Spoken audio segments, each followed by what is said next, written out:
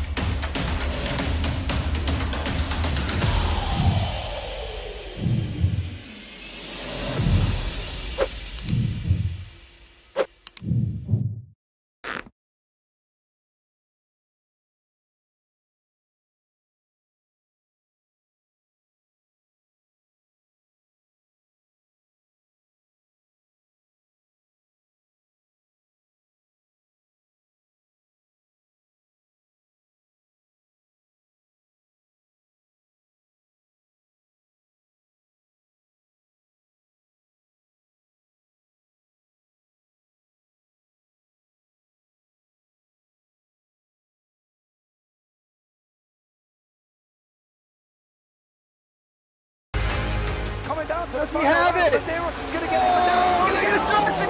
They haven't got it. He's on the outside line though, going into the fastest corner on the circuit. Surely this can't work.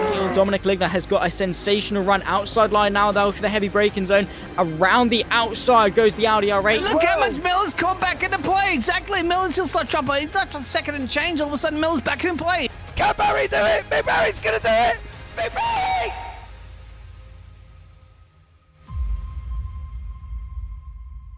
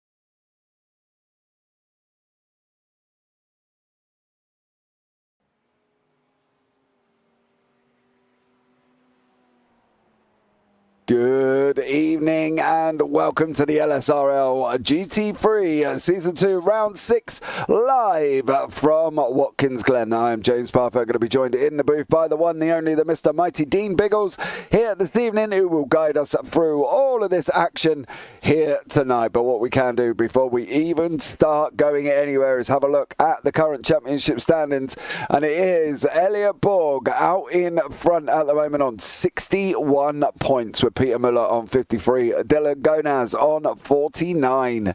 Jay Smart there on 42, up 6 places with Joseph Carnes on 41, Daniel Reich on 40, Gabriel Burke on 39 with Sean Atkins on 38, Yiling Wang on 37, James Rep on 34. Then you got Mikhail Turkin, Brandon Thornhill, Daniel Pereira, Ben Barnes, Jonathan Swartz, Brandon Murray, Nathan Graham and Josh Toothman. And then behind Josh Toothman you got Randy Arns, Mac Miller, Nathan Heffley, Brandon Birmingham, Anthony Giuliano, Troy Banks and John Silver. Now in the team standings currently at the moment, SPR Motorsports is out in front with 80 points with White Gold Racing on 72. Wilder Graphix GT3 on 69 with Black Gold Racing on 62. Smart Ass Racing on 62 as well. LMA on 53 with Backmarker Racing on 50. Hillbilly Racing on 43. Mammoth Racing on 40. And Part-Time Pros are there on 14 points. We have got about a minute and a half left of practice before we go into the 15-minute qualifying. 16 cars on circuit this evening. Let's bring in Mr. Dean Biggles to have a chat with him. Good evening to you, young sir. Good evening, good welcome, wherever you are in the world. The majority of these drivers, of course, are I was going to say United States of America. Yes, that's correct. As well as the Americas. As we know, a couple of Brazilian drivers, a sole Canadian driver currently at the moment, and Mikhail Turkin there on the European nationality flag, as well as you. Well, you're not on the European nationality flag, but you are in that part of the world. But we are in the Glen, Watkins Glen, the international, the famous one, the track that's been around a very, very long time, even hosted Formula One, practically hosted anything that has wheels attached to the track. Yeah, it has. It's a very loved circuit, this one, I think, to be honest. They've got to be careful now because obviously changes over the period of time have seen that turn 1, that very wide line over the curb, is now a off-track, but they have got more leniency on turn 7, which isn't an off-track if they run wide. Now, originally it was the other way round. I'm not entirely sure why it swapped over, but it has, and now they're able to run a little bit wider into turn 7 where they can't in turn 1. So they've got to kind of be careful a little bit here as well. Fast flowing circuit, Biggles, you know, it's got it kind of everything really. A chicane, right-hander, hairpin, it's got it all here at Watkins Glen. It certainly does. And Franquier, I think it is. Is it Franquier Covert? I think the French driver's name back in 1973 in Tyrrell, then unfortunately lost his life through the very high-speed, dangerous S's. Same year, I think he was driving alongside Sir Jackie Stewart, Mr. Jackie Stewart, of course, at the time, or was going to be replacing his seat or racing in his seat or something like that. Anyway, it was during the Tyrrells. He was looking forward. Look, a promising French driving star as well, too. So goes to show you the dangerousness of those S's and those barriers, of course, those famous blue barriers. Yeah, that you see here at the Glen. It definitely is. I think, you know, up through the S's, the problem is the car park ability at the top. If somebody crashes in front, everybody else is going to career in behind him because they've just got nowhere to go, you know.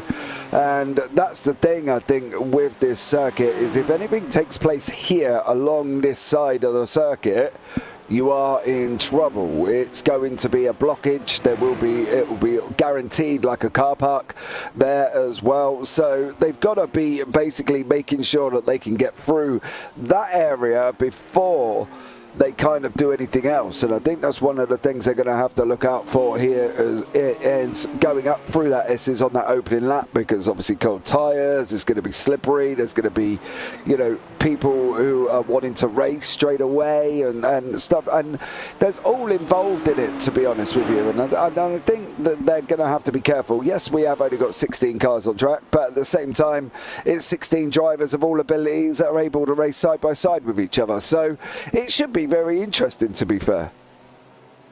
And let's hope it all pans out. Like, exactly, it's kind of like that Rouge, isn't it?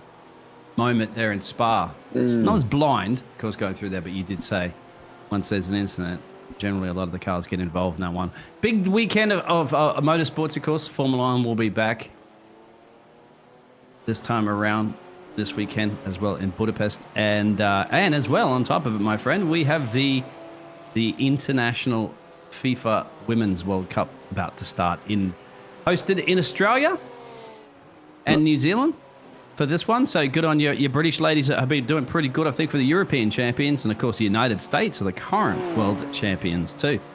Nice. So let's see how the ladies teams can pan out there, and whether or not the Aussie teams and some of the other ones can try to do something about that, being the home favourites. But anyway, that is, of course, the women's soccer. But I think we should always get behind that just as much as we get behind the men's one, don't we? Especially because UK and the United States have a very good chance at winning this one. Yeah, I think it makes me laugh, to be honest, because obviously, you know, the women's football in England they've done more than the international men's team, and it does at the end of the day beg the question on this whole pay scale kind of thing. But look, the women's game's on the up, you know what I mean? We've got this. We've got Spa 24 hours this weekend as well with iRacing. Right, yeah. So that's taking place this weekend. So there's a lot going on, I think. And in the sim racing world, obviously Spa 24 hour is the big one. Everybody's getting involved in that. I'm not personally driving for anyone. Are you driving this weekend? No. Spare time, I might, usually be doing some sort of casting or something like that for some other random teams. We've even done one before, I think, here on your broadcasting network, but I'm not quite sure if that's going to be the case. No, we're not doing it we do again. Have other events do broadcasts. Yeah, we did do it for Prismatic Motorsport, I believe, this time last year, if I'm not mistaken. Here and on well. top of it, the old Maxi Verstappen, you heard what happened with him, didn't it? With the 6-hour race event that happened. Was it the 9-hour or the 6-hour one? Something happened? Yeah, I did hear the one at Spa? Yeah, he...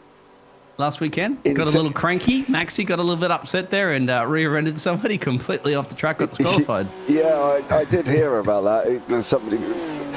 Because apparently they were side by side a few laps earlier on that one, and he got bumped off or something like that. So Maxi did Maxi things, Yeah, went torpedo. Had a tantrum, as Max used to do back a lot in the Formula One, of course. Probably still will do it. Do you know the interesting thing about that as well, as we watch Peter Miller go on to pole position for LMA at the moment, is I wonder if Red Bull will get involved in it and do something about it, or has he, apart from being obviously DQ'd from the competition and everything else for Team Redline, I wonder if anything else is going to come of it, or are they going to see it as Max doing Max things? And that's the thing, I believe there was contact previous to that incident in La Source, and then he straight-lined Lacombe and ran straight behind him into Rivage and just punted this geezer off the circuit, apparently.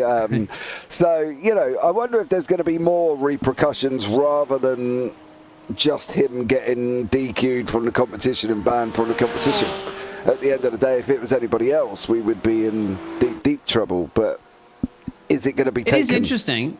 It depends on how dynamic the contracts are, because, obviously the contracts do specifically state you're not allowed to perform in, real-life motorsport activities outside of Formula One, blah, blah, blah, or certain limited events, some of those exhibition events and stuff like that they would do, obviously whatever they deem would be safe enough. Because drivers we have had, obviously in the past, had injuries with cycling and stuff like that. Yeah, Rallycross, wasn't it, as well? In Rallycross, yeah. So it obviously all depends on what sort of contracts are spates. But how far in depth into that? Do they go into esports? Do they say anything that you can or you can't do in esports, and what you can and you can't do in esports also reflects your contract? I don't know. That's something that's been debated. Yeah, I wonder how that one's going to work out, to be honest. But we have got Jay Smart on top of the screen on the timing tower on your left-hand side. At the moment on a 1:44.358. No times for Sean Atkins, no time for James Rep, and no times for Daniel Pereira yet either. So we'll see how these guys get on here as James Rep is in the McLaren, the only one in the field. We've got a very Porsche-dominated field here with BMWs. One Audi, one Ferrari, one McLaren. So a lot of swap overs from what we had last season, where it was very Porsche dominant, very Ferrari and dominated.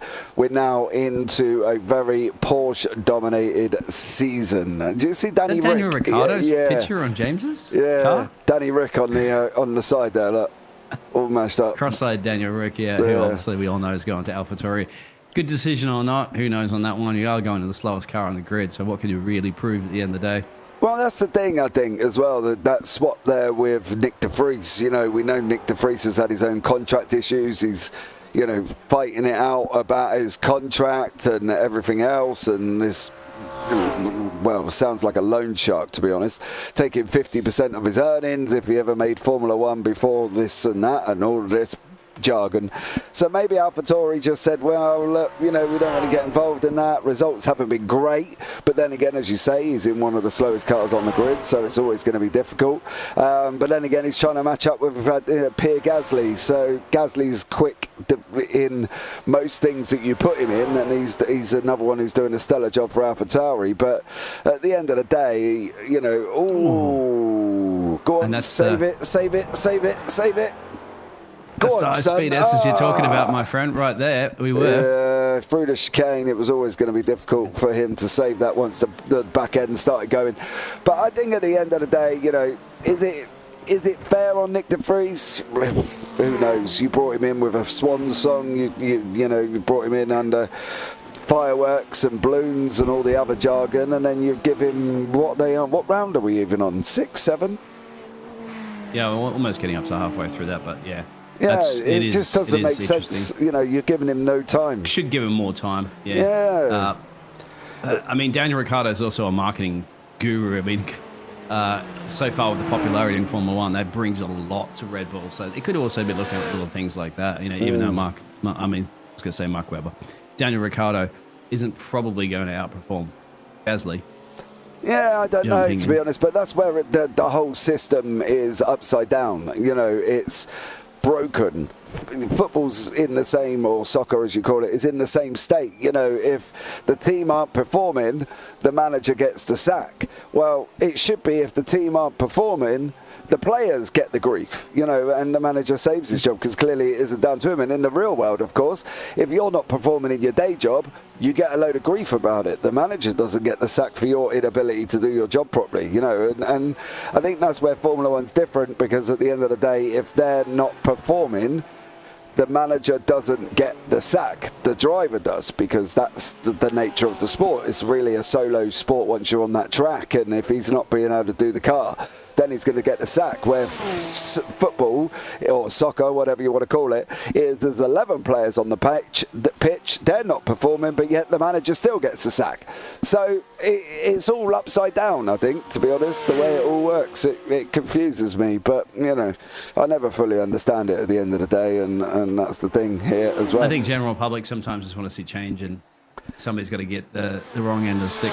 Yeah, but does it need to be the manager? Who knows? But you know, at the end of the day, if it's your day job, you're going to end up getting the sack. So, you know, sort it out for football. Come on, catch up with the real world. The players deserve the grief, not the manager. And then they go and offer a player of 400 grand a week. A week. Who needs to earn 400 grand a week? It's ridiculous. Absolutely ridiculous.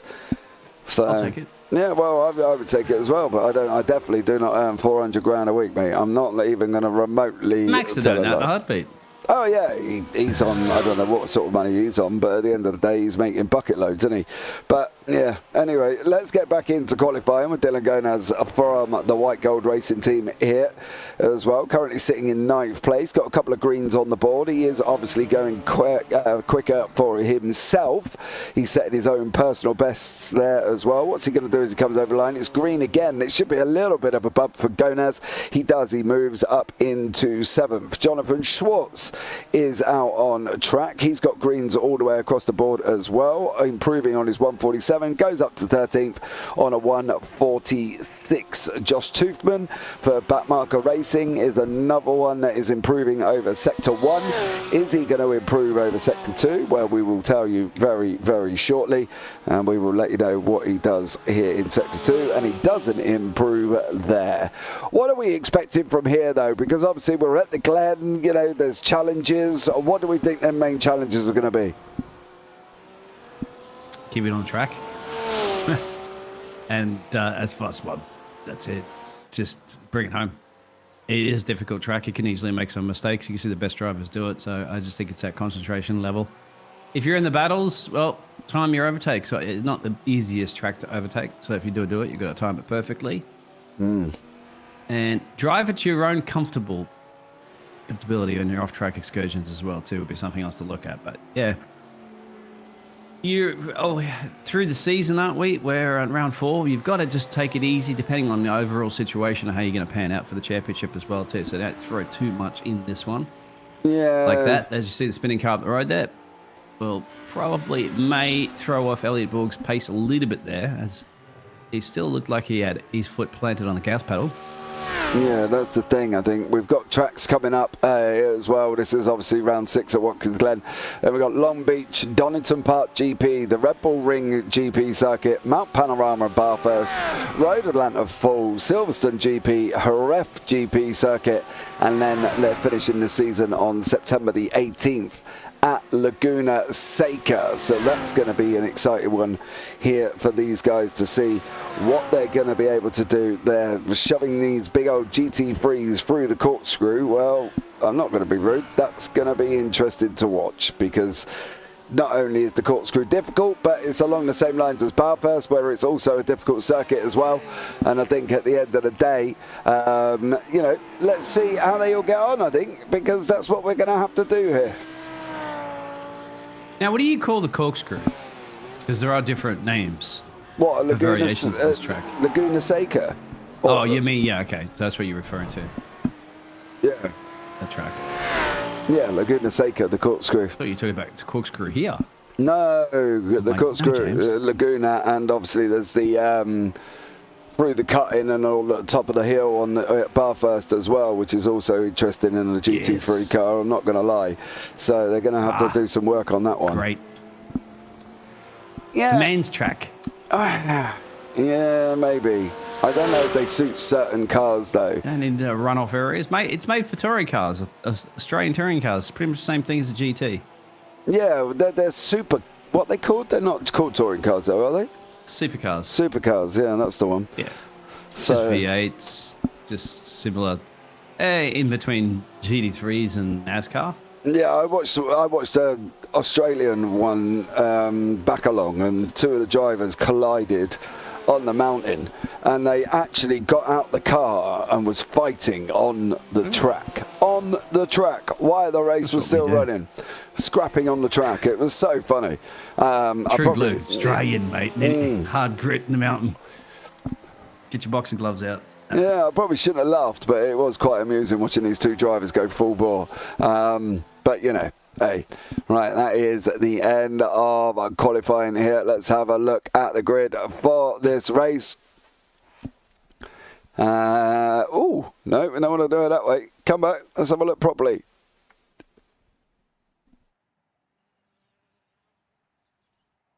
As we're into You're jumping the gun a little bit there. Yeah, I think I am. I'm getting a little bit excited. We're in a minute warm-up here, but the warm-up should finish very shortly.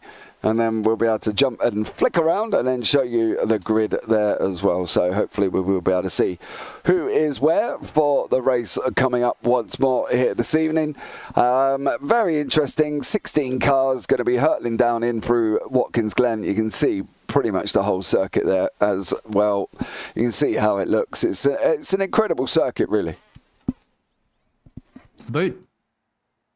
That's why you got it, because you have the laces, you have the toe, the heel, the boot. And the ankle. Literally at the bottom part. Sorry? The ankle, turn 9. That's what the ankle, the ankle. We've called it the ankle because why not, right? At the end of the day. You got at least they're creative on this track rather than some of the other ones, as you know. Just, kind of 1A and 1B. Yeah. This one has this story. Got the bus stop as well, too.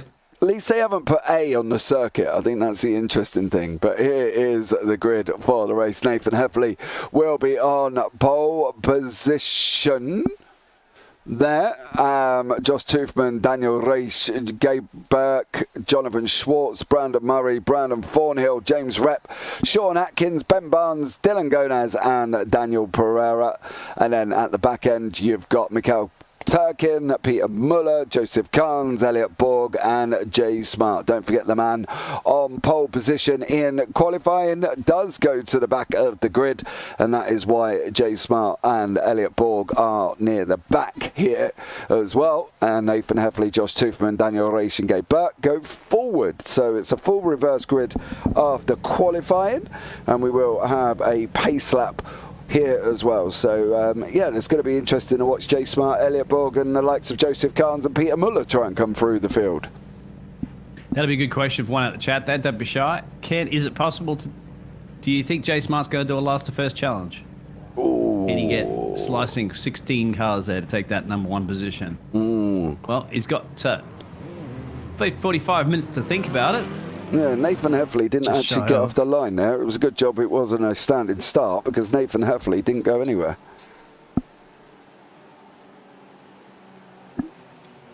But yeah, as they tootle around their pace lap as well, gives me and Biggles a bit of a more chance to waffle on.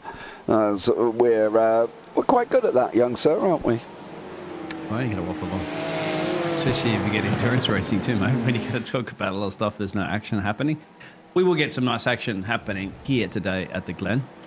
Yeah, we definitely will. 45-minute race with a pit stop. So let's see how these guys get on once more as we tootle up through the very tricky S's section here as well. We've lost Sean Atkins, James Rep and Brandon Thornhill, I believe.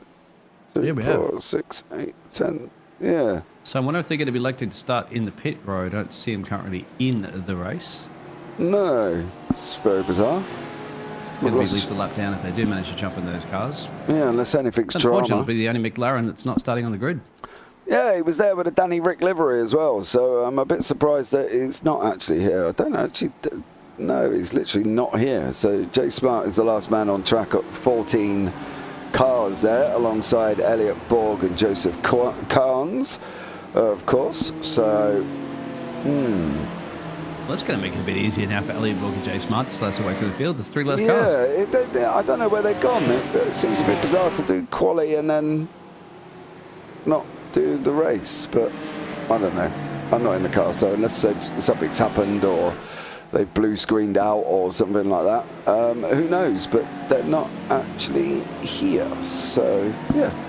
Oh well, we'll keep you entertained anyway with the 14 cars we have got on track currently at the moment. So let's see how these all get on as they head round what is the toe here before they go into the heel and then up into turn 9, which is aptly named the ankle. There you go. Just seeing if I can find any information about that real quick there, James, before we get ready to go green flag racing. It'll be interesting to see why they've disappeared so promptly after qualifying. It's yeah, a little bit confusing, but here we go. Anyway, we're going to be up and running very, very shortly. These guys are off around turn 9. with the Mammoth Racing Nathan Heffley out in front. Is he going to back him up, do you reckon? Or do you reckon he's going to bolt like a rabbit in headlights and start running off as soon as the pace car goes in? Because if he's going to back him up, he's probably... Bolt. Yeah, he would. Absolutely go for it, because that's it's a great advantage under that pace car to get it all right there and just time it. Then you've saved yourself perhaps a few laps there under less pressure, James. So yeah, we'll see it pans out for him. But he hasn't. No, he hasn't. He's backed them all up here. Nathan Heffley, we're going to be underway. The lights are coming on now, and we are going to be green, green, green. Lights out, and away we go here at the Glen. Heffley holding on to that position. Toothman, Reich, Burke, Swartz, Gonaz, and Murray all tucked up right behind them as well. Let's see if they can make it up through these tricky S's right at the beginning here of the race as well. Dylan Gonaz running behind Daniel Reich and Jonathan Schwartz, who are too wide, going up through the S's section. Peter Muller, no! Jay Smart in the wall. That was Daniel Pereira, I believe it is. Daniel Pereira, yep. Yeah, Pereira and Smart having an incident right at the beginning. Daniel Gonaz and also Daniel Reich. So it hasn't gone well for the Black Gold Racing boys. Unfortunately, Pereira spinning, Reich going through at the chicane as well and losing a load of positions. But that was one of the things we mentioned right at the beginning. Yeah, too wide to those S's is always going to end up with a little bit of trouble for somebody. In that case, it was thankfully only just one or two cars getting involved there and not a massive big pile up at the back. But there it is, what you've got. So Nathan will lead this race, and they are all practically within a second of each other until you go down to Jay Smart. It looks like an overtaken opportunity, maybe into the heel. There it is. So that's both Toothman and Burke going for it. Toothman now. No, they're running side by side round turn 9 at the moment. That's going to be interesting if Toothman just opens up the steering. He doesn't. He allows Burke to run round there as well. And Burke still manages to hold on. Jonathan Schwartz is taking a very wide line here as well. He's currently sitting in 3rd place with Jonathan there. In the Porsche in 4th, he squeezes in front of Dylan Gonaz. Gonaz pulls back out as well. Smart's in the pits, but that's no surprise after the Pereira incident as well. And Dylan is just about to go up the inside of Josh Toothman. So there's still battles going on here. This group of cars don't run too wide. Could end up badly. Yeah, Josh is under massive attack at the moment. That's from very quick drivers behind him. He's got to be very, very careful to kind of allow enough space for them and defend at the same time. So you want to be making sure you see that checkered flag, and especially with two going through those S's, got to be very, very careful as we go through the bus stop chicane right now. All good, sweet. And then get ready for the all-important tricky section. And there's Ben Barnes that have had a little bit of a tango with that blue wall that we mentioned, and that's hard impact too. Bang. Yeah, he definitely did. I wonder if you got tagged there, James, out of through the bus stop, maybe? Maybe. We'll see if he can go back a little bit far enough. That's an entrance into the bus stop. No, I think his entrance into the bus stop, I think he just lost that all on his own. I don't actually think anybody else was involved with Ben Barnes there, unless we are able to go back. But Brandon Murray now climbing over the back of Josh Toothman here. Toothman from Backmarker Racing down 3 places, while Dylan Gonaz from White Gold Racing here is up 8 places already. So an absolutely stellar job from him. Sean Atkins has made it into the session, I believe, and is driving round in 15th. There he is, currently at the moment, but James Rep and Brandon Thornhill didn't. So game crash now. I keep getting the iRacing is already an error. Loading back in now, says James Rep there. Mikhail Turkin is another man, and Brandon Murray runs wide coming out the final corner. That's good to see, because I was asking that question, so one of them just got back to us. Thank you for that one there, James. Yeah, he's on track on the left-hand side there as well. But it's only Brandon at the moment, Thornhill, who has not started. So I'm just wondering, James, if that did occur to another driver as well, or 2 of those other drivers at the same time. It just seems all 3 of them. Maybe that's all 3 of them received that sort of error there recently, because we have had an update from iRacing. You never know what's going on with that. Yeah, I think that's the thing as well. And the only way that when it has happened to me, and it has happened to me previously, is that Control, Alt and Delete and make sure that everything is closed in iRacing and then restart it. and it seems to work, but it's only if you control alt and delete it and get out.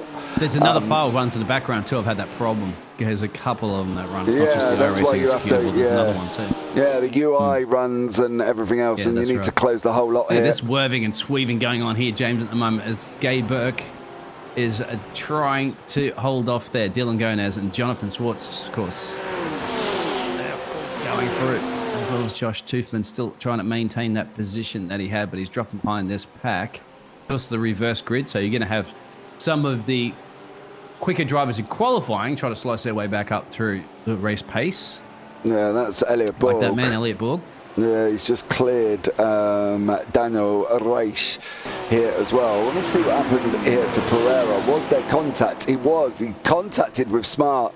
Smart got loose, and then unfortunately there is Pereira going up the side of the circuit. So there was initially contact there with Pereira and Smart beforehand, but Heffley still battling away at the front with Burke. Burke's going to try and go down the left-hand side here currently at the moment. Is he going to force Heffley out on over that curb? He is, and now Burke should be able to take the lead. Gonaz is going to come through, and Schwartz wants a piece as well. So poor old Heffley is not only going to lose one position, it's possible that he might lose three. And then there's contact. Nathan. Yeah, Gonaz can't hold it. Oh, there it is, James. There it is. That's the pile-up we were talking about before through the S's, and that's exactly what's happened. So a couple of cars now. Joff Tushman's been involved in this one. We've got Mikhail Tarkham has been involved in this. What has all pulled out there? Look at that, Dylan. It started with, I think, down here with Toothman getting a little bit loose, and then unfortunately just everything goes on. I think Gonaz was already on his own, or already going at that point as well. So unfortunately for Toothman, Gonaz, Muller, Can't even Turkin. turn it. Look, he can't turn it. No, I think That was it's the replay. No, straight back to the pits for Gonaz there. That's going to allow Gabe Burke and Jonathan Schwartz a nice little run on their own, but unfortunately that did involve quite a few cars. But you kind of felt that was going to brew up, wasn't it, there, James? Because there was 3 abreast going, 2 to 3 abreast going, side by side through the S's, and you can get away with that sometimes if you're lucky. But at some point, still early in this race, as everybody's just got that pace going at the moment. They're still getting used to the track, they're still getting used to the cars around them. Heavier fuel load, and then bingo, something like that's going to happen, and it's inevitable. So. Yeah, We'll see. that's Hands out the other drivers. That's the joys of going up through the S's at that rate of knots, I think it was as well. Oh, another one. Peter Moller Ben Barnes. Ben Barnes. And maybe James is involved as that one too, as he came around the corner. James Rapp. Peter Muller. So he's had to pick him up. And Is there there was contact with Pereira. Pereira spun him. James Rep goes through. Ben Barnes as well. And also Mikhail Turkin. And then he gets tagged up with the rear there too. So it looked like Turkin has gone to the pits. Brandon Thornhill's jumped back to the pits as well. And currently we've got Pereira, Barnes, Turkin's going to be heading in. Rep, Gonaz and Muller and Brandon Thornhill. So, yeah, that was quite a big one there for the people involved. But Joseph Carnes up the front here for SBR. Gabe Burke and Joseph Carnes doing a stellar job, with Jonathan Schwartz right behind him here in 3rd place. So, yeah, interesting one there currently. Looking good there for the green team. 1 and 2. And now they can kind of control the pace of this race. Keep Mr. Jonathan Schwartz at bay behind, and just continue on with that. So they're looking like they're in a good position where they can control and maintain this race at this point, with a lot of those cars you saw in pit road right now. Big names in pit road. Lucky for them, they still have 36 minutes or so remaining of this race. So plenty of time to get it done. And as I said to you at the top of the show, didn't I, James, that you're asking me about what was going to be the key to this race. And I said it's survivability, isn't it? Keeping it on track. Keeping it on track, and clearly Pereira there unfortunately made contact And that put Muller round, and then it all went a little bit wrong there with Brandon Murray here in that Lightning McQueen liveried Ferrari. Elliot Borg slips up the inside of Nathan Heffley. Is Brandon Murray going to go and do the same thing currently, or they're going to try and run this too wide? Nope. Murray goes through, and Heffley loses 2 places in 1 corner. Gabe Burke and Carnes fighting it out side by side currently as well on that run down into turn 7. No, they're going out through. No, they're going through the bus stop. Yeah, they swapped through. Carnes went out in front. I think it's because I think they might have realised that Gabe Burke says, "Look, you're a little bit quicker, my friend." So he's going on with it, and it's probably unless Gabe Burke is actually going to be trying to hold up Jonathan behind him there as a part of strategy. If he is the quicker driver, either way, let's be the team order at play. So that'll be the thing. As a teammate, Gabe Burke has got to be the one that's going to try it and hold off their Jonathan, unless they're happy just to let Jonathan run on through there and then do their alternative strategy later on to this race for fuel. Yeah, definitely. I want to have a look and just see what James Rep saw as he come around that corner. This is Rep in that McLaren. There's the contact. He gets clipped as he goes to the outside, right, James? Just a tag there. Yeah, and round he goes, unfortunately. And Ben Barnes put into the wall as well. So. And who else comes there? This car comes around that yellow one, and that I think that was Pereira, as you said, and he just gets a nice front end damage, but thankfully he wasn't too far away from the pit road at that point too. Yeah, Pereira here, as he comes around the corner, there's going to be a green Porsche in front of him, which is Peter Muller.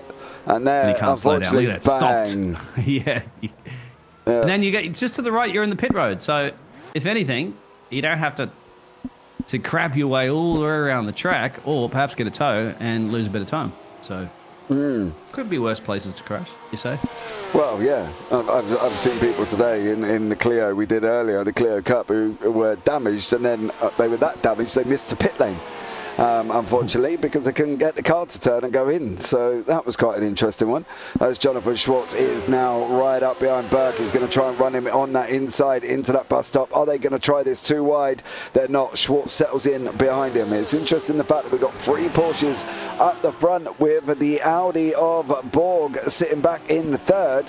Schwartz just lost over 2 tenths there on that one section alone. He's closing the gap back up here as well. This is your current closest battle on track. Thornhill is, well, basically, Sean Atkins was in the pits, and I think he started from the pits. Jay Smart, Dan Pereira, Mikhail Turkin, Peter Muller, Dylan Gonaz, Ben Barnes, James Rep, who's been in the pits twice, and Brandon Thornhill have all been in the pits. So pretty much half the field here, Biggles, has been into the pits already. That's what the Glen produces. Good defensive work there that Gabe Burke's going to be doing, parking that car. It's going to compromise a little bit of the exit speed. Meanwhile, this is always very, very good news for the man currently running in P4 of Elliot Borg, because he is slicing a second or so a lap off these drivers whilst they battle. So Elliot Borg's happy for them to continue doing this, as well as Joseph Carnes, actually, because it is helping Joseph just get a build of more of a gap. He's 2.6 seconds, almost 2.7. So whether or not the Gabe Burke is actually he's doing a fantastic job for his teammate, because he is holding up Jonathan as much as possible. And soon, Elliot Borg, just in the background, will be approaching this. So if Jonathan does find his way through, it's up to Gabe, I think, to then try to hold off Elliot Borg as long as possible. At that point, he's not going to be holding off now, because now that's where Jonathan has to definitely go for it, and I think tuck in behind Jonathan at this point cleverly, as Gabe Burke does. Yeah, try and use that slipstream going up that straight, of course. I expect Schwartz to be on the right-hand side of the circuit. There he goes as well. I don't think Burke's going to be able to make it through this time. He's not. He is going to just settle in behind here as well. What's happening down here with Sean Atkins? He's battling away with Nathan Heffley, looking at diving up the inside. Nope, not this time around, as these guys come through the bus stop here. Over they go, round the long outer loop, right-hander before they drop down into the chute, or turn 6, depending on what you want to call it, here as well. So Schwartz now has cleared off, left the second gap over Burke, and now he's setting after, currently, Joseph Carnes up front. Those great two battles that you see close on track. Just trying to see whether or not Burke is still going to be able to keep with Schwartz, which is crucial for him to keep with that, because now Elliot Borg's down to 2 seconds and flying. Elliot Borg doing 1:45s. And Gabe Burke doing 1:46s. Jonathan did 1:47, but that should be a bit quicker. Now he's in clean air. Joseph doing 145, so that's good for Joseph. I think it is that Gabe Burke's got to be playing a really good teammate to Joseph Carnes today, because he did hold up Jonathan for quite a lot of time, which has very helped his teammate get that gap up the road there. Eventually, Jonathan got through, as you saw, a bit quicker. Now, Gabe Burke's going to have to do a very similar thing, too, because Elliot Borg's now approaching on his tailpipe at 1.8 almost seconds, and he's going to be approaching pretty quick, probably by the end of next lap or something like that, James. But for now, we'll get back to you on that, because this is the battle that's brewing up on your screen between 6 and 7, Heffley and Atkins. Yeah, Nathan Heffley in the BMW, Sean Atkins in that Porsche, as they're going off around turn 1, running up through the S's. This is going to be where Atkins is going to have the opportunity. He's got to settle in behind him, and he's got to try and look at taking that toe away. If he can, he's going to close right in now as well. Settle in. He's left you the inside, which seems a little bit crazy from Heffley. I'm surprised he didn't cover more of that. But he is going to survive this time around. That grunt of the BMW seems to be saving him down that straight at the moment. You're parking it in the right places, that's the key to it. Eventually, its only problem is yourself making a mistake. As you saw before, Gabe Burke was doing that perfectly as well, too, parking the car, making it difficult. You've got to go around the outside, make it the hard way. However, by doing that too, sometimes you're compromising your own braking point, and that's when you make an error, and that's when the other driver's going to pounce on it. That's just the way the cookie crumbles. But isn't that different, James? The racing we're seeing right now is good racing, hard racing, but not risky business racing that we saw at the start of the show when we saw cars going too wide through the S's, and inevitably, look what happened. You ended up with 4 to 5 cars at pit road. Yeah, we ended up with more than 1, 2, 3, 4, 5, 6, 7, 8 had all been in. Sean Atkins here, I think he started from the pits, if I'm not mistaken, as well. So, unfortunately, there for Sean, he's got some work to do. He's got Reish behind him with Heffley in front of him for Atkins currently. Oh, see, that's where they make a mistake a little bit. It's going off the runoff area for Nathan, and it's compromised his exit here. Yeah, this should allow Atkins to try and either make that move down into turn 1 or sit behind him again. No, he's going to try and go up beside him. He's going to be last of the late breakers. No, he's going to lift off, actually, because there's a car coming up the road there to be lapped. Yeah, I don't That's the Ferrari. I don't get that move there, Biggles, to be honest. Oh, no, that's actually Brendan Murray, my bad. They're catching Brendan Murray at a rapid pace, aren't they? Yeah, they are. Yes, they are. I think it is Murray just up the road here. I don't get that from Atkins. If you're not going to make the move, why pull off the racing line? That's the bit. Throw the dummy there, James. Yeah, but then he actually... smart mental games, Yeah, mate. but he actually took the corner offline, which, if you're going to throw a dummy, go back on the line. You know what I mean? True. Maybe I don't know, maybe I'll see things differently. Well, this is also bringing up Daniel Reish into play, because now you've got that yellow machine, that's the Black Gold Racing. He's caught this party. So by them two battle, this is where it gets a little bit frustrating, I'd have to say, because Sean Atkins now is going to be starting to look at his mirrors and go, all right, I'm going to have to do something soon, because otherwise I have to now look at Daniel behind me rather than focusing on my energy at Brandon up the road. So very soon you're going to see some sort of desperation move creep in. Hopefully a fantastic desperation overtake move. Because you don't want to be that driver in the middle, do you, James? You don't want to be able to look forward and backwards. You just want to be focusing 100% forwards. And Elliot Borg has caught Burke, so no doubt Gabe Burke's going to have to do that defensive work all over again for a bit against Elliot Borg. It's going to be difficult, of course. Elliot Borg was a man that put that car on. He didn't put it on pole, but he was in P2. And obviously leading the championship too. So you know that you got championship leader behind you. It's only a matter of defending as long as you possibly can. Yeah, and he's last season's champion. So There's a different racing line. There it is. Oh, that's it. That's difficult. Do you think it's just the pressure of having last year's season's champ? He's going to have to let him through here now. Yep, there it is. Clever to go. Didn't want to fight that one. Actually, there still are a little bit, but it should go to Elliot now. Yeah, I think inside advantage here. Yeah, I think Borg should get this one done. He holds that inside line. He's going to come over to the side of the track. He's going to squeeze Burke. He did squeeze in there as well, touches the brake in mid-corner, but survives that one and goes through now. Borg up into third place. Reish has caught Heffley, and Atkins has finally got past Heffley as well. So a good job This is the difficult thing, isn't it? If you're the Brazilian driver now, Daniel, what do you do? Because it's very difficult to take a 2-for-1 special here. You'd have to be absolutely amazing on the brakes. You just look at taking off Nathan at a time, one driver at a time, or do you sit back and let them fight for a little bit longer, James? I don't know. Well, I think the thing is he'll only sit there until Heffley is slowing him down. I think that's the thing, isn't it? For Pereira, Reach, sorry, is he'll only sit there until Heffley slows him down. And if Heffley slows him down, he'll be all done. Ooh. Brandon Murray looks like he's got a bit of an issue.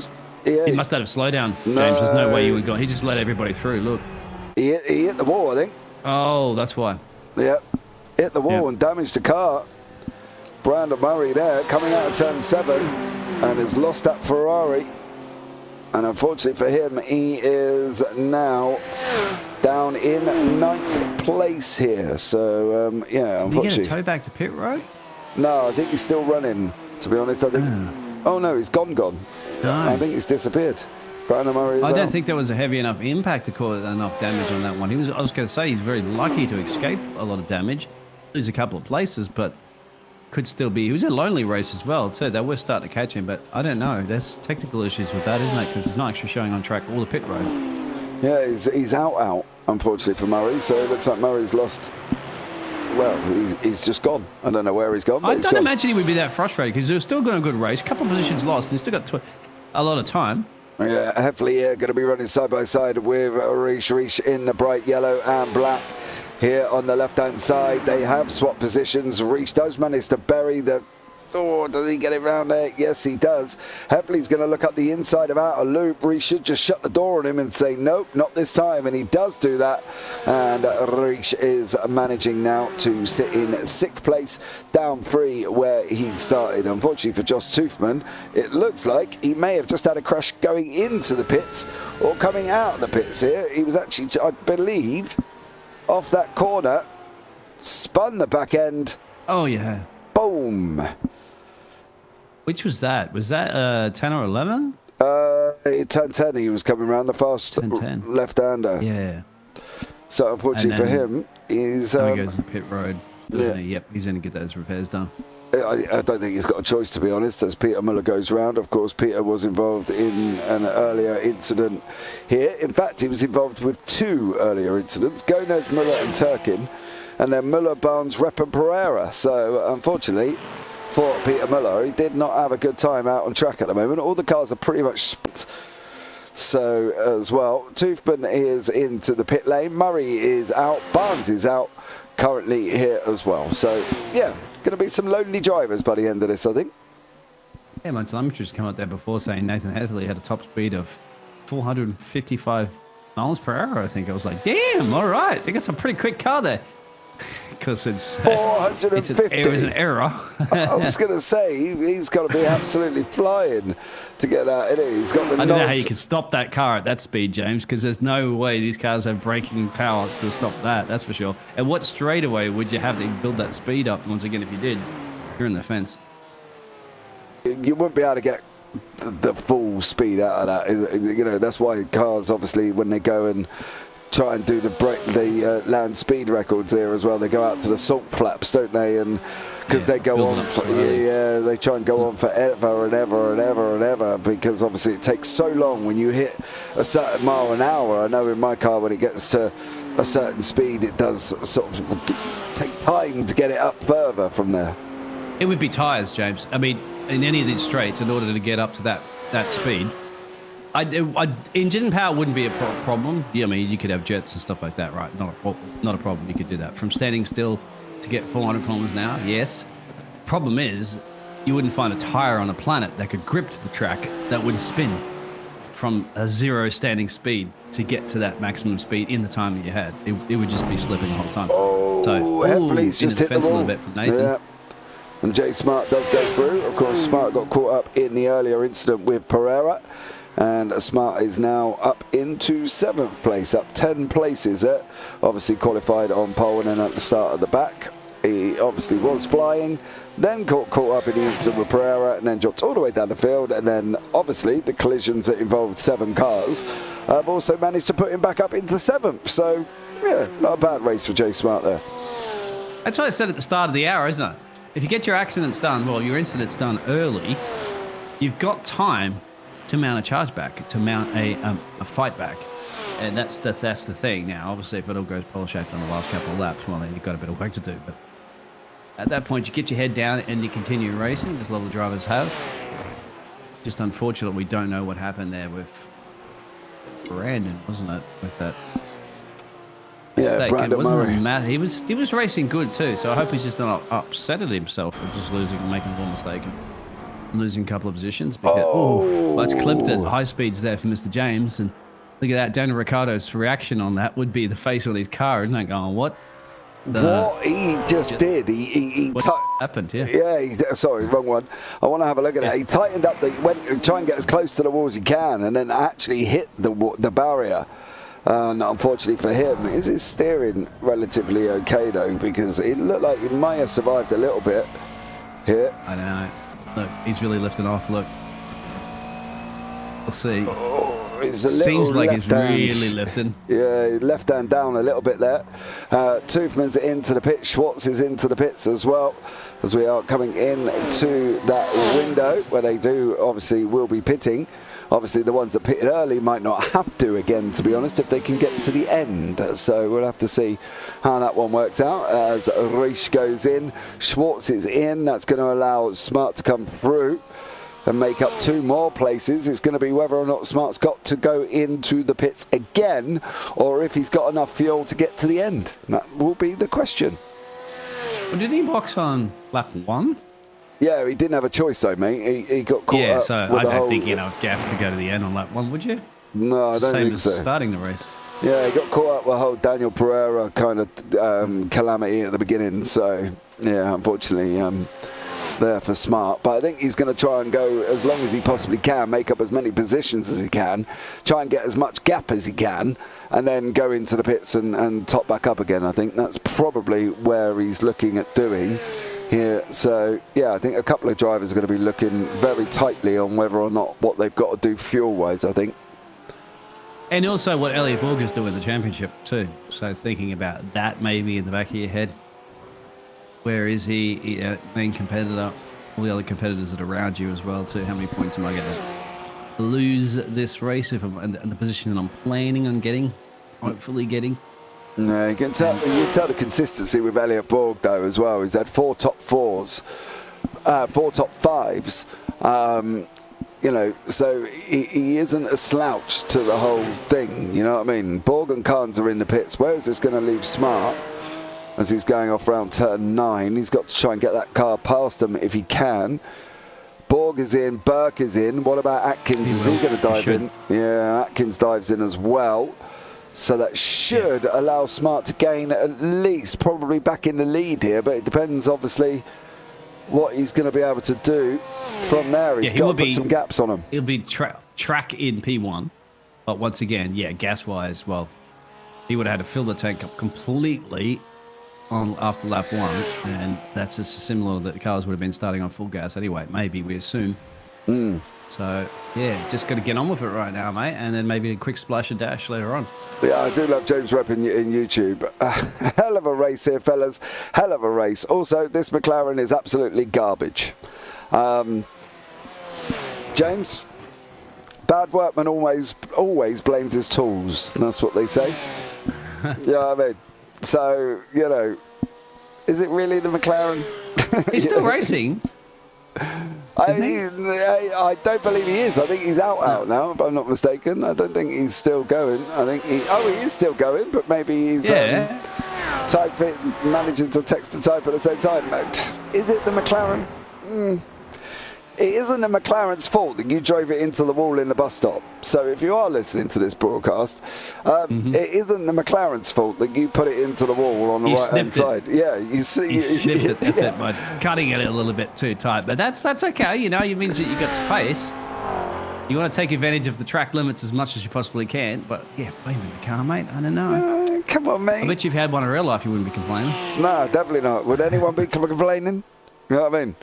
Let's be real. If anybody had any of these cars, I'm going to give you one. I'm going to pull up with one tomorrow. Here's the keys, mate. Like, nah, mate, nah.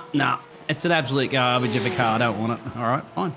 Who wants it? I know what he means, but we all know. You've got to get it on a shipping container to get it to me, young sir. I'll happily take the McLaren off your hands. I can drive it up to the States. Yeah, and then well, I mean, it's a pain. It's a pain to go through all those different countries of paperwork and stuff. But from here, I could drive it up. And what about me? No, you don't get one, mate. I'll get you a one of those brand new electric. I don't want an electric car. Cadillac? No, not Cadillac. There's fancy ones that were at the Goodwill Speed Festival. I don't want an electric car. I don't want an electric car. All right, fine. Another one going to be turned away. All Yeah, right, I just am- who's I am- turning away multi-million-dollar cars? That's perfectly fine by me. I am turning it away, right? Because I got caught in the traffic the other day on the motorway, right? There was a big accident and the motorway was shut, literally shut. They had 11-mile tailbacks, right? Now, obviously, you know, you turn the engine off and sit there on the motorway and twiddle your thumbs and try and stop the kids beating the hell out of each other in the back seat because they're bored because they've been on the motorway for 4 hours. You know, at one point we was tootling along. Now, obviously, me being sensible, I dived off the junction before all this chaos kicked off and managed to get past a lot of it by weaving my way through a lot of dodgy lanes and that. But if you're in an electric car and the traffic's moving, but moving very slowly, and your charge is going down and down and down and down, what do you do if you break down in the middle of the motorway? I don't think it uses as much, but that's a good question. I don't think it uses as much. Like it's like energy with energy. It's only going to use it based on speed, momentum, and stuff like that. But that's a good question. Yeah, because Smart is going in. We did say he would have to. But do you see what I mean? So Joseph Kahn should retake the lead here. So if you're in an electric car on a motorway and you break and you're just poodling along because you're stuck in traffic. Pull off, knock on somebody's door, get an extension cable, plug it into their house, and be on your way later. Yeah, I don't know if it works like that. No. Has James had another moment too, my friend? James Rep? He's jumped back to the pits. lovely. I think he's going to probably bin this car. I don't know if he's going to bin the car or he's going to bin himself. One of the two. Has he clipped it? Ooh, No, he's... Too much speed there. Yeah. Way too much, buddy. You're all right. It was not the car's fault that I hit the wall in the bus stop, but I don't know what they did to this car. It's worse than the Ford to drive now. Was it the car's fault that you've just drove it nose deep into that wall? Come on, James. Come on. That was a lot of speed to carry through that, mate. Before we even accidentally curved, we saw that it was too much speed. Yeah, you I can't even drive a car. If I could see that of what's up, then again, we knew that there was something happening from a replay that was there. But I could see the speed difference carrying into that, and you're just like, there's no way that car's going to stop in time. No, definitely weren't there as well. Jonathan Schwartz has also had an incident. So has Nathan Heffley, unfortunately for them as well. So let's see what Jonathan Schwartz has been up to here as well. He's coming around turn 10. That's going to snap out on him. There you go. Yeah, there it is. You're right. Absolutely. And that's a high speed into that fence there as well. Yeah. Porsche doing Porsche things still, even with the new one. Pick it on Porsches. Mate, I think that was actually probably the what about the danger zone where we did lose that French. Not this one, of course, Nathan. That's the final corner just before the pit lane entrance there. That's the 11. Yeah, Pereira's jumped back to the pits as well with Biggles. They've all sort of kind of done this within... Whoa. Because they've had another moment. Yeah, they've got some contact Where's he there. gone there? That's a... It's gone off in yeah, that's straight It's through, isn't straight it? That's round from outer loop, turn isn't it? 5 in between turn 5 and turn 9. That's a part of the other layout of the circuit, isn't it? Yeah, I that's don't know what's happened to Pereira. He's there. like, I don't need laces, toe, the boot, the heel. Yeah, I'm just going to go straight through. Yeah, definitely. But Daniel Pereira back in the pits after some very bizarre driving. But there you go. No, I touched the grass right there. Speed was fine. Oh, well, okay. So you're blaming the car for your inability to keep it on the tarmac, James. You know, it's not looking too good for you at the moment here, fella. I've got to be honest. As well. Hitting the wall on the right-hand side going into the bus stop. Hitting the grass as well, also in the bus stop.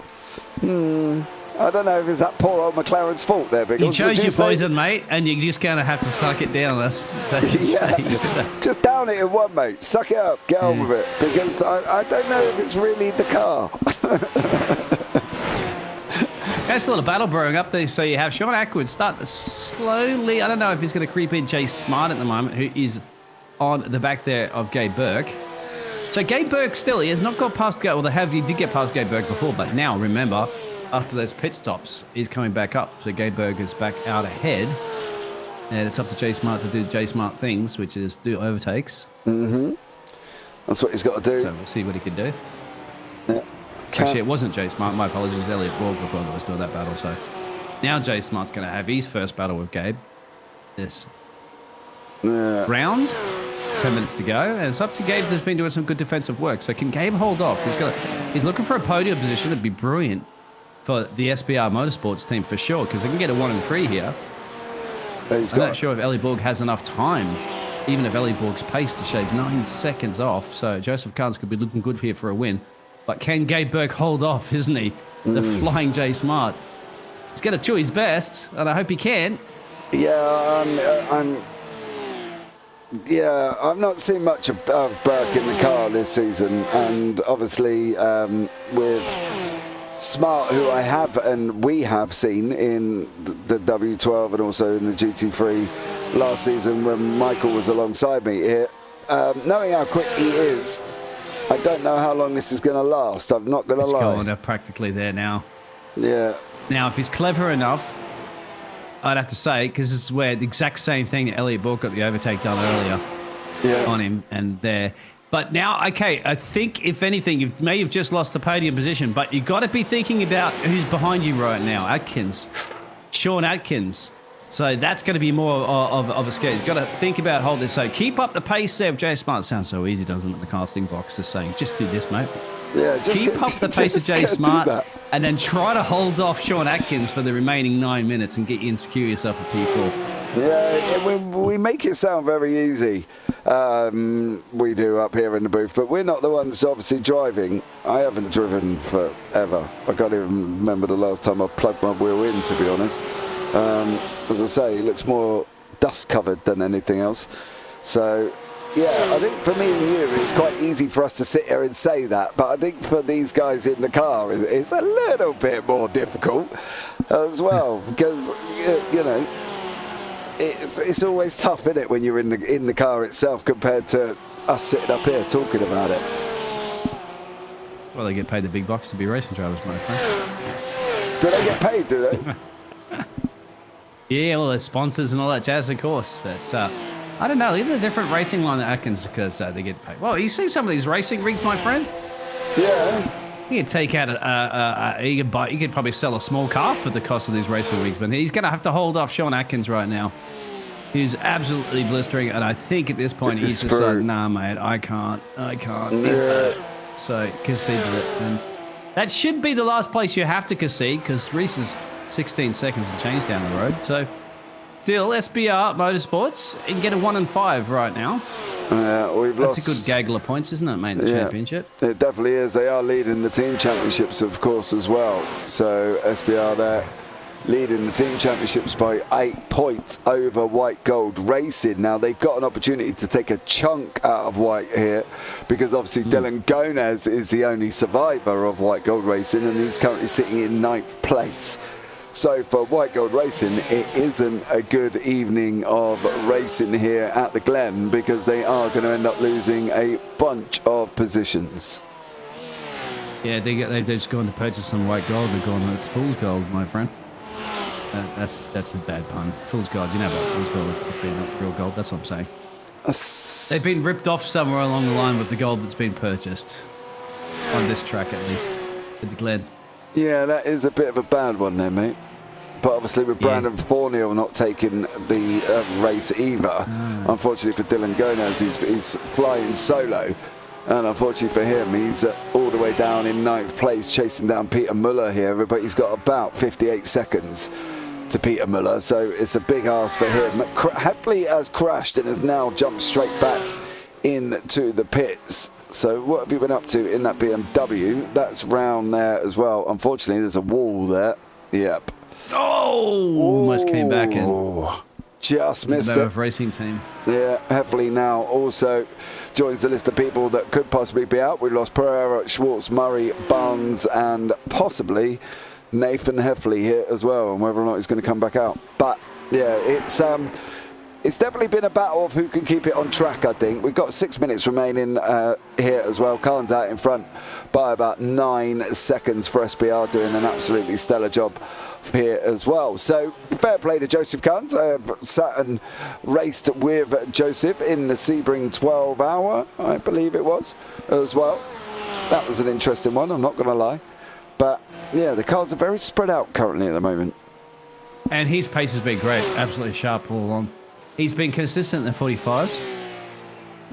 And that's just the perfect race pace that you want. So he's got his head down. He's gained 14 positions. In fact, the top 3 of all those have been basically the reverse 3 at the start there, James. So they made their way through the field. Could have survived a lot of those incidents, been involved in some of those incidents, and now, return back to the top of the type sheets where they're back on the podiums again. With all 3 of them, my friend, gaining 14 positions from the start of the race. So if you want a driver of a day, you got to pick between one of those. You can pick with any driver of the day, really. But which one would you pick? Yes, goes to Joseph because he's been I think leading and maintaining the race and working well with his teammate as well. Give it to his teammate. I still say Gabe did a lot of work behind the scenes there, holding up those drivers as much as possible, didn't he? And gave Joseph that breathing space. That's probably the reason why now he's got a 9-second gap to the likes of Elliot Borg. That could have been a lot shorter if that all didn't pan out earlier. Yeah, I still think Joseph is the one that's had to keep it on track, right? And he's the one that's had to lead pretty much from the beginning. Burke did some defensive driving, which was great.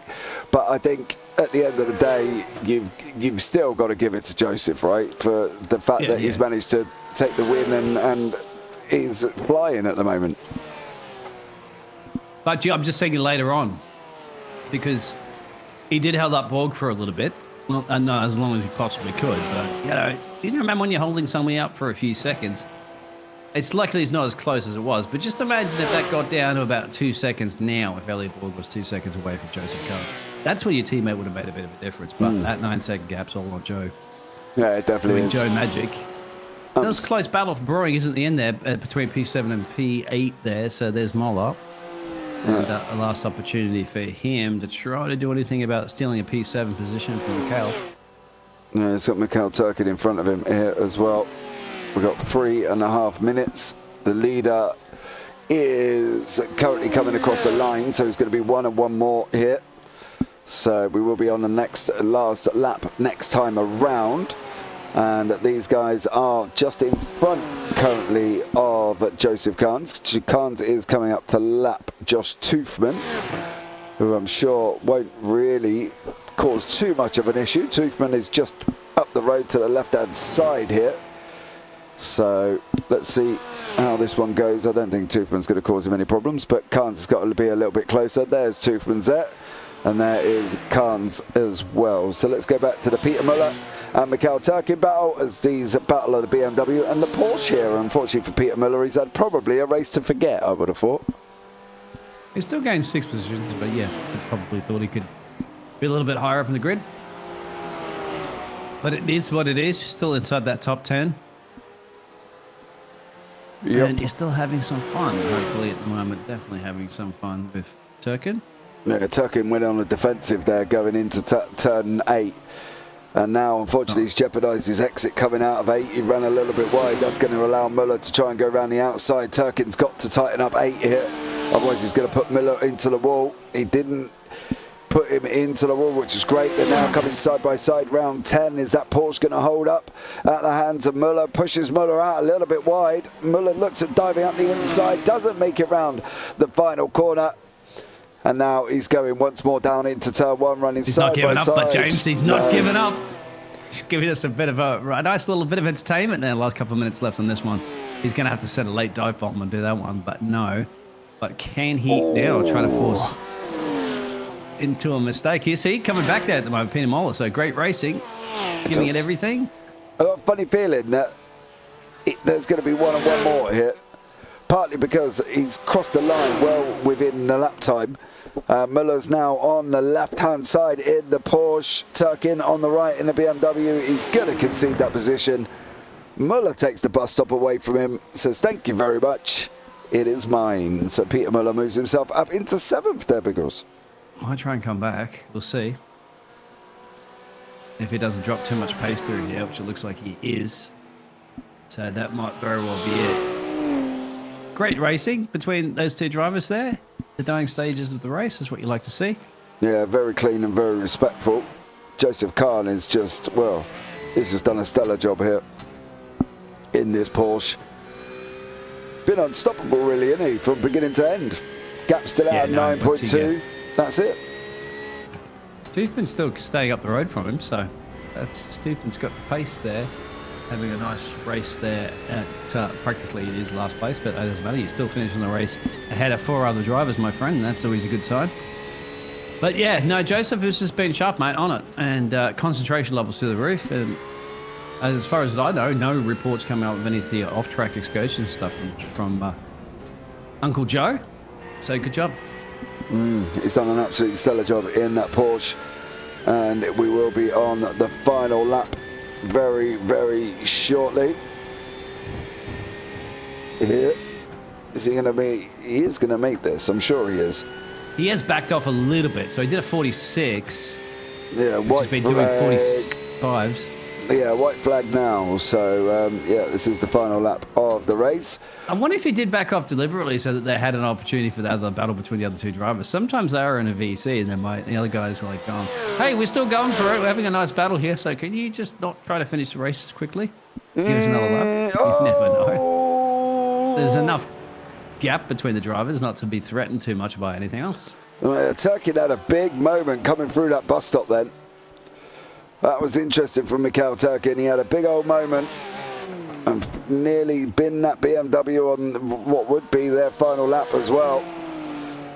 He's lucky he survived that, I think. Yeah, he's giving it a good old push in that BMW. Well, why not? Because he can force Peter into a mistake there, and they can take that position back. He's got 26 gap and second gap there to Dylan, so he can afford a little off-track excursion, certainly on the last lap, as long as you don't bin it too hard. Yeah, you don't want to be doing that, dear sir. So let's catch up with Joseph. Where are you currently at the moment on the track? You're going down into turn 8. It's going to drop over the crest of the hill. The final time. Round the hill he goes. And this is it from Joseph Kahn's absolute stellar job in first place here. Led pretty much from the beginning. And a great evening of racing for him. And he's got some wilder graphics, my friend, and they are certainly wild.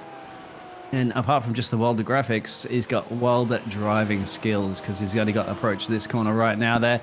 And he'll see Barney, he'll see the checkered flags. Congratulations, Joseph Kahn. You are the winner here at Lightspeed Racing GT3 at Watkins Glen. Yeah, and then Elliot Bull comes over the line in second place as well. Great racing from Borg. And then Jay Smart is going to take third place after being involved in a lap 1 incident, as battled back here to take third. So a great job from Jay Smart there, as we wait for everybody else to come over the line. And it's going to be Sean Atkins, Burke, Reish, Muller, and then Turkin as well. And yeah, great run from these guys, and good job as well from Jay Smart. Caught up in the lap 1 incident, but battled back to third. That's not a bad evening of racing at all, is it? That's what they have to do, don't they? The reverse grids. You got to survive your way through the field there. Try to avoid as many incidents as possible. And even if you do, Place J Smart can still manage to bring the 44 machine home and secure himself another podium this season. Mikhail Turkin entered the pit lane. I'm wondering if he didn't have enough fuel there, because he entered the pit lane in the final lap. So Mikhail Turkin. I don't see him in the pit road now. No, he's out. He wasn't in there very long. He was like 1.7 seconds or something. He literally just had to splash and dash for Mikhail Turkin as we wait for Peter Muller. There is James Rep in that Danny Rick liveried McLaren. Been in YouTube chat as well, moaning about the car. How is he driving and chatting? Right? Or somebody else is chatting for him? I don't know, to be honest. I could barely drive and concentrate just on driving, let alone talk as well. I'm not going to lie. So, yeah, as we just wait for the final car. And here it comes, is Mikhail Turkin in 8th place. So let's bring you up the results here for this race, and it is Joseph Carnes is your winner by 7.7 seconds. Elliot Borg in second, Jay Smart third, Sean Atkins fourth, Gabe Burke fifth, Daniel Reich sixth, Peter Muller seventh, Mikhail Turkin eighth, Dylan Gomez ninth, Brandon Thornhill 10th, James Rep down in 11th, Nathan Heffley 12th, Josh Toothman 13th, Daniel Pereira 14th, Jonathan Schwartz 15th, Brandon Murray 16th, and Ben Barnes is the final place in 17th there. But we've got Joseph, Elliot Borg. They're out on track, getting ready for their photo. I'm not quite sure where Jay Smart's gone. Yeah, currently. Jay Smart. Where's you get up there for your photo obligations? I was about to say, because Jay Smart also got the fastest lap, James, a 44.9. Only 2 drivers gotten that. That's 44.91. And Peter Muller actually got a 44.98. So not bad there for those drivers to get to the almost identical fastest lap, but just goes to Jay Smart. Yeah, it does. Who is not on the grid for the photo. No, he's not on the grid, but we can find out why Mr. Jay Smart is not on the grid. The man that qualified pole, full reverse, went to the back of the grid, caught up in an incident with Dan Pereira going up through the S's on lap 1, pitted twice, but still gets third place. Good evening to you, young sir. Howdy, boys. Hey, mate, how are you? Sweaty and feeling fortunate that I recovered from that that incident. Yeah, how did you see that incident with Daniel Pereira right at the beginning? I'm not quite sure. I haven't looked back at it yet, but I felt like I left him space and like he drifted out into me, but it was on the turn, so it's kind of hard to tell like exactly where on the track all the cars are. So in my memory, it wasn't my fault, but I got to look back at it.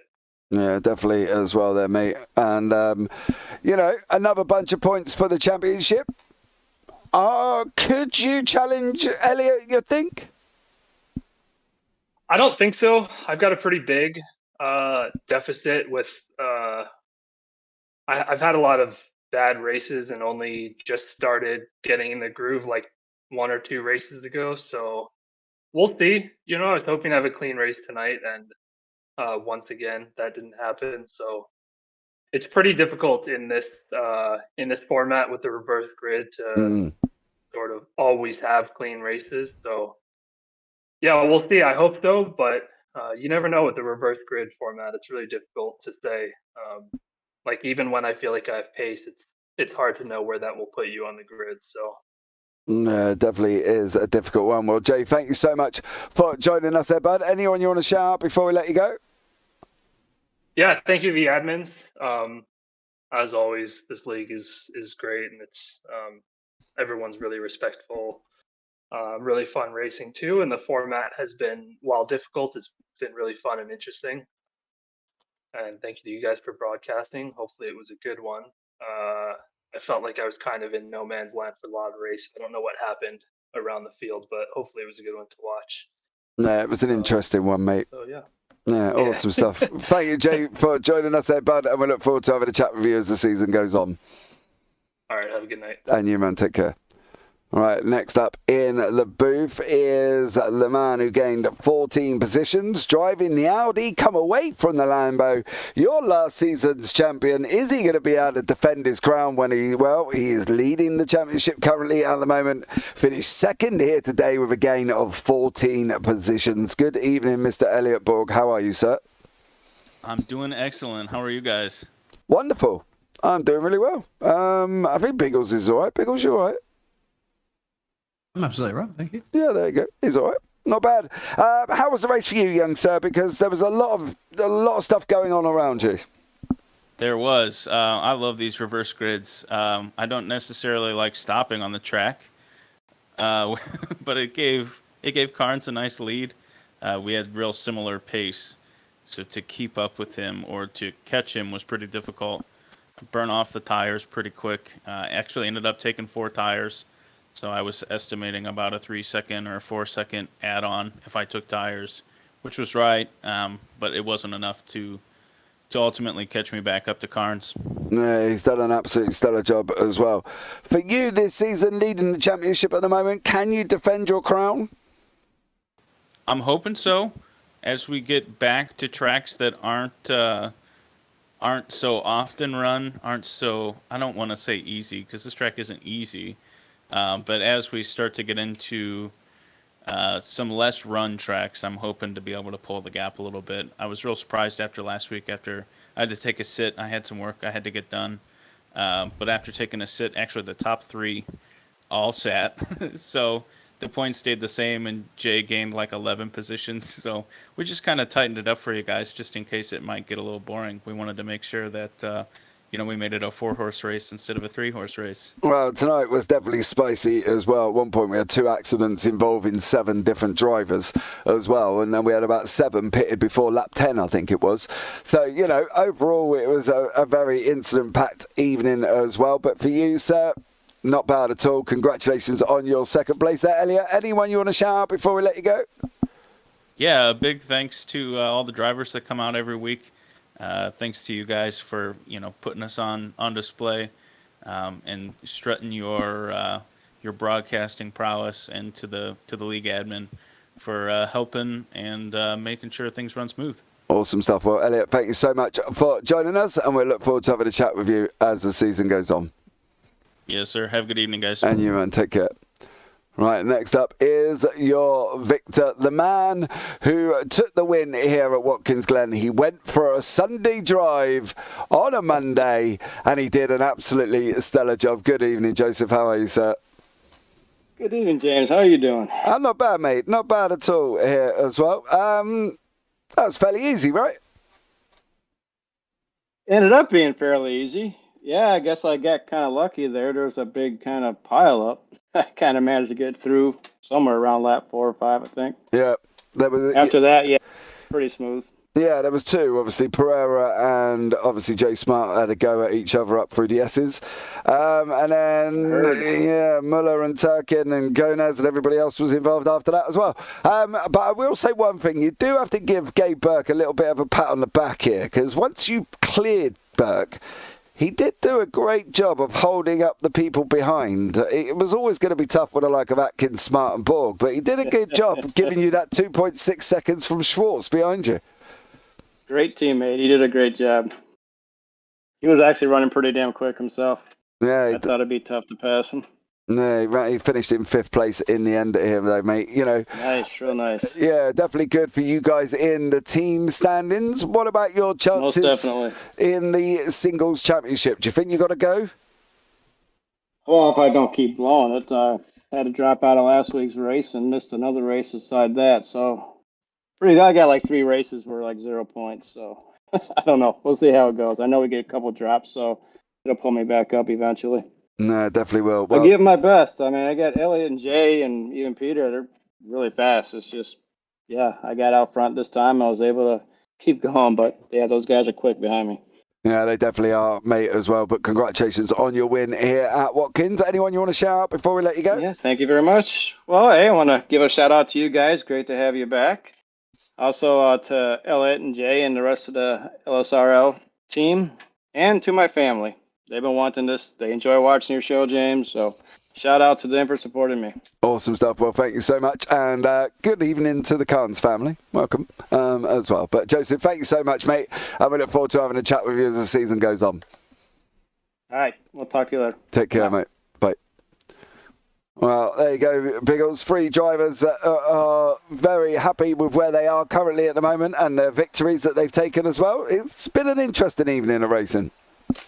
It has, and it was all action packed at the very start, wasn't it? And then later on, the drivers realised this is to bide our time a little bit, and we'll get the overtakes done further into it. And there always was action on the track somewhere along the line. Some of those battles, so never really a dull moment. But then again, there's never really a dull moment in the Glen either, and never really a dull moment in Lightspeed Racing League, and of course more Lightspeed Racing League this week as well, too, James. Yeah, coming up on Wednesday, we've got the W12s, we've got the UK Sim Racers tomorrow night with the BSC NASCAR as well.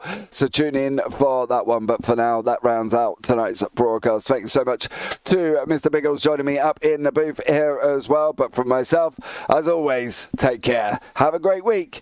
And you never know, we might see you on the track sometime. Good night.